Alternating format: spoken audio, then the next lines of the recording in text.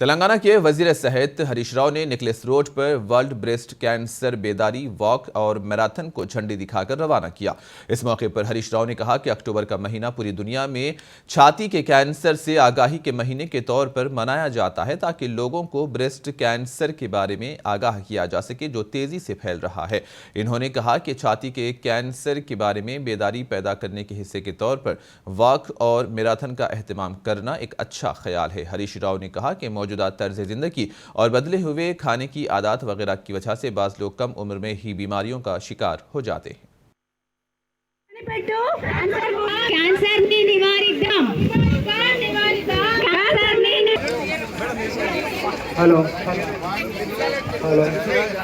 ప్రతి ఒక్కరికి కూడా ఈ విషయాన్ని పై అవగాహన పెంచి మరి ప్రాథమిక దశలో క్యాన్సర్ గుర్తించడానికి అందరము కలిసి పనిచేద్దామని నేను ఈ సందర్భంగా పిలుపునిస్తూ ఈరోజు ఈ రన్ నిర్వహించినటువంటి ఎంఎన్జే ఆసుపత్రి